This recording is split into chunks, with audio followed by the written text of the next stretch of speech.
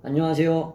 반갑습니다. 몰락한 21세기의 최고의 인문학자 단독자입니다. 자, 오늘은 여러분들에게 우리 초안지, 중국 고전서 중에서도 또 상당히 유명하고 많은 우리 식견 있는 분들이 좋아하는 책이죠. 초안지에 나오는 내용들을 간단하게 살펴보면서 여기서 우리가 어떤 배울 점이 있는가, 우리가 무엇을 새기고 가면 좋을까 하는 것을 한번 알아보도록 하겠습니다. 근데 먼저 들어가기 전에 제가 하나 분명하게 말씀을 드리고 싶은 게 있어서 그냥 하나 언급을 하자면, 제가 이제 강의를 하고, 어떤 이렇게 강연을 하고, 이렇게 하는 것에 있어서 욕심이 많은 사람이에요. 왜냐면은 그게 저의 개인적인 자아 실현에 도움이 되는 것도 있지만요.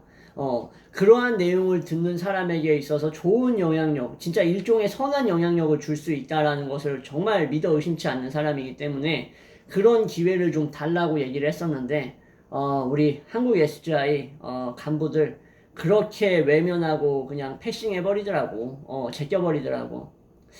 그 사람들 뿐만 아니라, 나를 이렇게 좀 우습게 생각하고 했던 사람들, 제가 기억력이 쓸데없이 좋아가지고, 머릿속에 다 하나하나 기억을 하고 있습니다. 제가 뭐 하나만, 말씀을 드려보고 싶어요. 물론 제가 남의 후장이라던가, 남의 뭐 엉덩이나 닦아주는 인생을 살 수도 있어요. 그럴 확률이 높고, 사실상. 그래요. 맞아요.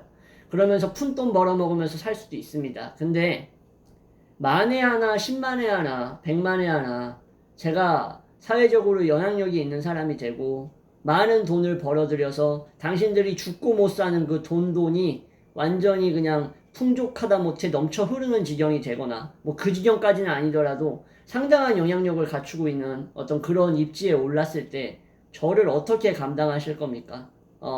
감당하실 수 있겠습니까? 나의 복수심과 내가 품었던 그 상처로 스스로 그것을 짓누르면서 지금까지 이렇게 걸어온 세월을 다 토해내면서 그 신랄과 밑바닥을 다 보여줄 텐데 저한테 그렇게 행동을 하고 나서 그 뒷감당을 할 수가 있겠어요?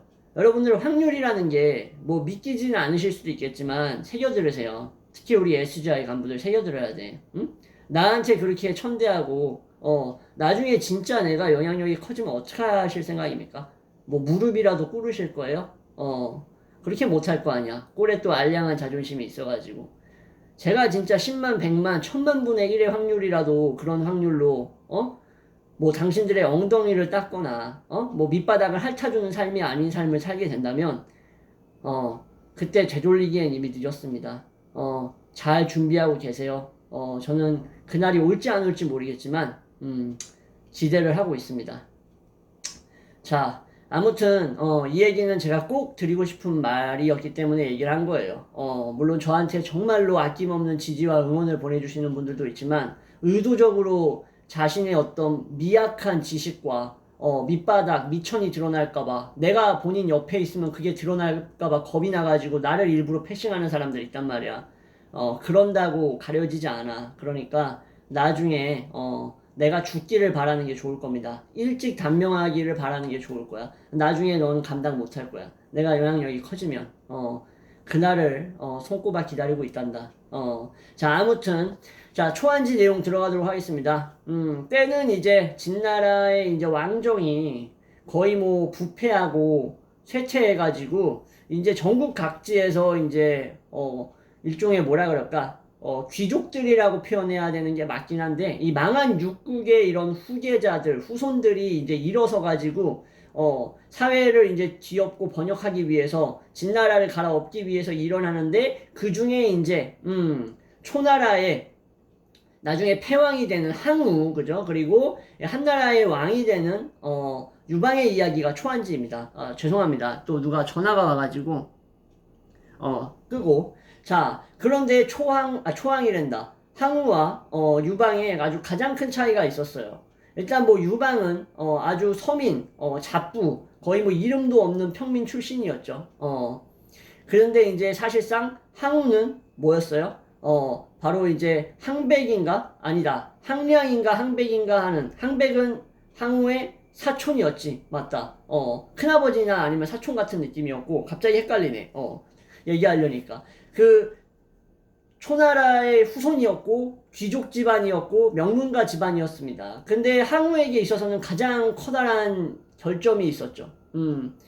불같고 어느 정도의 이렇게 난폭한 성질이 있었어요. 물론 힘도 장사였고 머리가 나쁜 사람도 아니었지만 좀 이렇게 투쟁적인 성격, 불타오르는 성격, 사리분별을 하는 데 있어서 냉정하게 판단하지 못하는 성격이 있었어요. 그래서 그런 부분이 나중에 이제 문제가 되기 시작하는데, 초나라의 이제 왕이자 패왕이 되기 위해서 항우가 일어설 때 명분을 세워야 되기 때문에, 명분을 세우지 않고 일어선 봉기, 뭐 진승이라던가 오광이라는 이러한 사람들이 일으킨 봉기는 결국에는 망할 수밖에 없었다고, 군사, 즉 승상이라고 볼 수 있겠죠. 오늘날의 국무총리와 같은 이 지략가인 범중이라는 사람이 항우에게 충고를 합니다. 그러니까 항우는 그러냐 그러면서 옛날 이제 몰락한 왕조의 후손이었던 사람을 왕으로 세우는데, 이 사람을 나중에 이제 자기가 써먹고 나서 대의명분이 채워지자 왕이 되자 이제 다시 죽여버립니다. 그런 실수를 범해요. 그러면서 민심을 잃게 되고, 그리고 항우가 몰락할 수밖에 없었던 두 번째 원인은, 뭐 초안지를 아시는 분들은 옛날 생각을 하시면서 지금 제 영상을 보고 계시겠지만, 범중이라는 군사가 경계했던 이 인재에 관련된 내용이 아주 큽니다. 그래서 제가 이 영상 앞부분에 서두에 그렇게 얘기한 것도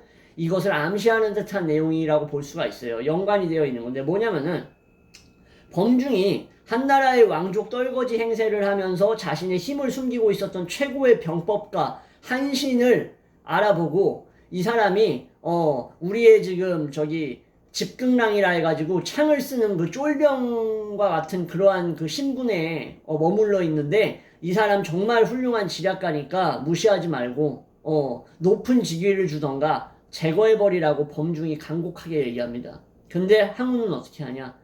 이 한나라의 왕족 출신이었지만 지금 완전 거렁뱅이처럼 지냈고, 자기의 출세를 위해서 쓰레기들의 다리 밑을 기었던 그런 이를 꽉 깨물고 와신상담의 마음으로 살아갔던 한신을 경시합니다. 그러면서 고작 쫄병 위치에서 더 올려주지 않고 그냥 냅둬버리니까 한신이, 여기는 내가 있을 곳이 아니다. 이미 항우의 새는 세력을 다했다, 기를 다했다 해가지고 유방 쪽으로 가죠. 그리고 유방의 또 장점이라고 볼 수 있는 건, 어떻게 보면 항우하고 또 이렇게 대조되는 부분이 인재들이라던가 뛰어난 인물들이 주변에 많았어요. 유방이 뭐 대단한 능력을 갖고 있었다기보다도 좀 너그럽고 서글서글한 성품이었다라고 해요, 역사적으로. 그래서 천운이 따른 것도 있지만 주변에 장량이라던가 뭐 소하라던가 이런 아주 뛰어난 사람들이 옆에 많았어요. 근데 그 소하라던가 장량 이런 사람들이 우리의 이제 총사령관이 될 만한 사람 중에서 한신이라는 사람이 딱 온 것 같으니까 유방한테 천도하지만, 유방이 처음에는 유방도 한신이라는 사람도 별 볼 일 없는 것 같은데 생각했지만, 소아가 간곡히 얘기하면서 그 유방한테 안 된다, 이 사람 무조건 써야 된다, 정말 중요한 사람이다 하니까 유방은 결국 채용을 하고 대접을 해줍니다. 여기서 드러나는 거예요. 한신은 자신의 능력을 알고 있었고 자신이 무엇을 할 건지도 이미 머릿속에 계획을 세워놨어요. 그러니까 대의를 이루기 위해서 소위 정도는 얼마든지 희생할 수 있다라는 마인드가 있었다라는 거예요. 그래서 결국에는 한나라의 이제 고조라고 할 수 있는 유방이 저기 어디야? 이름이 기억이 안 나네. 여기 그 동쪽에 이렇게 가로막혀져 있는 이 울창한 숲 같은데 이렇게 파촉인가 보다. 파촉인가 하는데 이렇게 처박혀 있다가 항우의 의심을 사지 않고 여기 처박혀 있다가 샛길로 나와가지고 옛날에 멸망한 그 나라, 진나라의 뭐 왕족들을 이제 항우가 자신의 부하로 이제 받아들여가지고 유방을 이렇게 감시하라고 둘러싸아 놨던 그 새 나라가 있는데, 거기를 때려 부수고 나와가지고 항우한테 대적을 하게 됩니다. 항우는 끝까지 범중이 얘기했던 말을 초지일관 들었어야 되는데 범중이라는 이 군사의 말을 듣지 않았어요. 범중은 정말 뛰어난 사람이었기 때문에 유방은 크게 될 인가고 천자의 상을 가지고 있는 사람이니까 절대로 파촉 같은 데다 보내면 안 된다. 제거할 수 있을 때 제거하라고 얘기했지만, 항우는 향연에 초대해서 음주가무를 할 때 유방을 죽일 수 있는 기회가 오면 죽이라고 했는데도 죽이지 않습니다.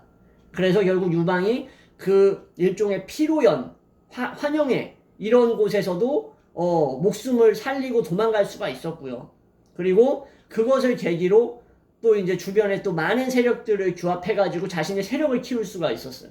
그러니까 범중이 얘기했던 거 첫 번째, 유방을 제거해야 되는데 제거를 하지 않았어요. 그리고 절대로 자신의 고향으로 천도하지 말고 한나라의 이제 그런 어떤 천자가 될 기미가 보이는 유방이 위험한 인간이니까 경계를 하기 위해서라도 초나라를 이렇게 세우고 나서 그 나라의 수도를 절대로 저기 동남쪽으로 이동하지 말라고 했는데도 말을 어깁니다. 그러니까는 중원에 있으면서 함양 같은 데 있으면서 계속 유방을 감시하라고 했는데 말을 어기고 천도를 해요. 수도를 천도한단 말이야. 이것에 또 범중의 얘기를 또 말을 안 들었어요. 그리고 세 번째가 바로 아까 말씀드렸던 한신을 채용할 것인가 죽일 것인가 하는 문제에 있어서 한신을 별 볼 일 없는 인간으로 봤다는 거야. 그러니까 항우는 인간을 재능을 가지고 있는 인간을 너무 하찮게 여겼다는 거예요. 이거 정말 중요한 부분이거든요. 그 사람이 어떻게 될지는 아무도 모르는 거야. 그러니까는 아무 이유도 없이 자신의 질투심 때문에 반사회적인 행동이라던가 비윤리적 행동을 하지 않았는데도 질투심 때문에 그런 식으로 자신의 감정에 충실해서 주관적 판단을 내린 항우의 결말은 어떻습니까? 결국 사자성어의 사면초가라는 얘기도 있듯이 항우가 포위돼가지고 그 안에서 고군분투하면서 결국 강을 통해서 원래 내가 살던 곳으로 병사들을 돌려보내주겠다고 금이 환영하게 해주겠다는 약속을 했는데 지키지도 못하고 병사들 다 죽고 결국 도망가잖아요. 근데 결국 마지막에 죽게 되죠. 혼자 남아가지고. 그 대신 부하들은 다 고향으로 돌려보내주고 남아있는 부하들, 패잔병들 돌려보내주고 그때 초나라의 항우를 병력으로부터 이탈시키게 만들기 위해서 초나라의 항우를 떠나게 만들기 위해서 한나라의 이제 지략가 장량인가 한신이가 얘기를 하죠. 한신이었을 거예요. 그 항우가 천대했던 한신이 뭐라고 합니까? 초나라의 서글픈 노래를 부르면서 고향 생각이 나도록 해서 전의를 상실시켜야 된다 하면서 사방에서 초나라의 노래를 부르죠. 그러니까 초나라 군사들이 어떻게 한나라 애들이 우리 노래를 알지? 그러면서 고향 생각도 나고 두고 온 아녀자, 처자식 생각이 나면서 전의를 상실해버려요. 그래서 마지막 전투에서 결국 제대로 싸워보지도 못하고 항우가 패배하게 되죠. 자, 이런 초안지의 내용을 여러분들이 책으로 보시는 게 가장 좋습니다. 뭐 만화로 보려고 하는 것도 뭐 좋아요. 물론 좋지만 제가 추천하는 거는 뭐 드라마 같은 걸로는 안 보셨으면 좋겠어요. 책으로 보셨으면 좋겠고 초안지의 내용에서 그 장량 이렇게 인재를 알아보려는 사람, 지략가들이 하는 하나하나의 행동들 그리고 한신이라는 사람이 어떤 대접을 참고 견디면서 수많은 상황에서 자신의 어떤 가능성을 믿고 결국에는 유방의 측근이 되면서 사령관으로서 한나라를 통일시키고 거대한 권력을 가지지만 이 한신조차도 결국에는 괴철이라는 훌륭한 인물이 얘기했던 토사구팽 당할 수 있으니까 유방은 욕심이 큰 인물이니까 세계를 통일하고 한나라 왕조를 건설하면 한신 너부터 제거할 거다라는 말을 들었는데 결국 그 말을 이행하지 못합니다. 이행하지 못했다라는 게 그 말을 새겨듣고 괴철 네 말이 맞다 그러면서 유방에 달라붙지가 않았어야 돼요. 그러니까 무슨 말이냐면은 유방한테 가서 유방의 군사 담당관이자 사령관이 돼서 결국에는 세력을 넓히고 위에 뭐 조나라라던가 이런 여러 나라들의 잔재 무리들을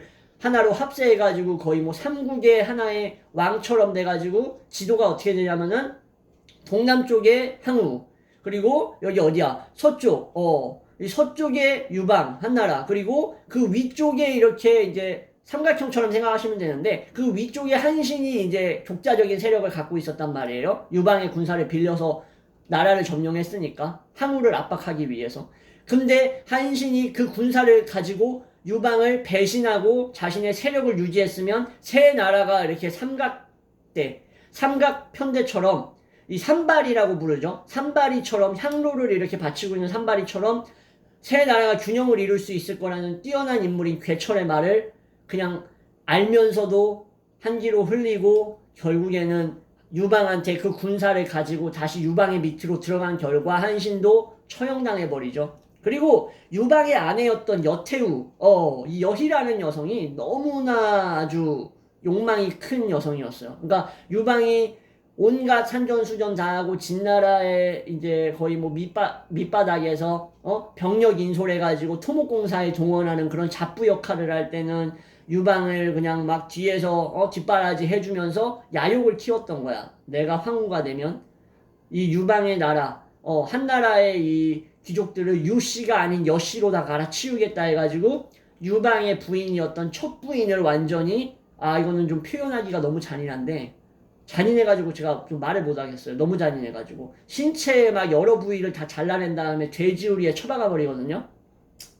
그 정도로 잔인했던 여성인데 그 여태우가 결국에는 한신까지도 죽여버립니다. 유방이 죽이려고 생각은 했지만 다른 일 때문에 시행을 하지 않았는데 여태우가 한신 납두면 안 된다. 얘는 진짜 뛰어난 애니까 반드시 죽여야만 된다 해서 천하통일을 하는 데 있어서 한신의 역할이 거의 뭐 7, 80%였는데 한신을 결국 토사구팽해버리죠. 자, 이런 걸 보면서 초안지에서 참 많은 걸 얻을 수 있습니다. 그래서 여러분들이 수많은 지략가들, 전쟁하는 사람들, 그리고 장군들의 모습을 보면서 천민이었기 때문에 평민이었든 천민이었든 어쨌든 유방은 신분이 안 좋았기 때문에 여색과 음주를 밝혔다라는 사실, 뭐 그런 것뿐만 아니라 항우가 자기 외골수가 너무 강했고 용맹하기에는 하늘을 따를 자가 없었지만 그런 비극적 상황을 맞이할 수밖에 없었던 것, 범중을 무시했다라는 사실. 그래서 범중은 외롭게 쓸쓸하게 죽게 되죠.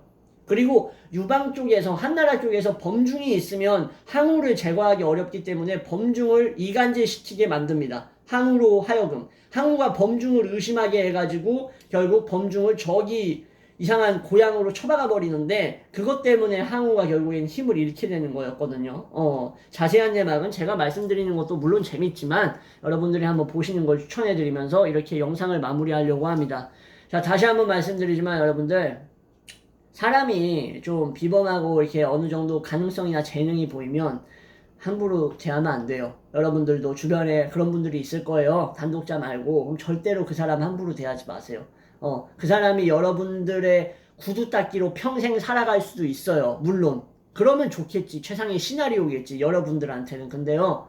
그렇지 않을 수가 있어요. 그렇지 않으면 그 당한 거, 돌려받는 거 정말 어마어마하게 크게 돌려받습니다. 인과라는 게 있기 때문에 꼭 명심하시고 여러분들 주변에 그런 사람들이 있으면 정말 잘 대해주세요. 제가 정말 많이 느낍니다. 그리고 우리 SGI 간부들 있죠? 정말로 각오하시는 게 좋을 거예요. 제가 많이 억누르고 있습니다. 제가 일찍 죽기를 바라시는 게 좋을 거예요. 네, 이상 영상 마무리하도록 하겠습니다. 시청해주셔서 감사합니다.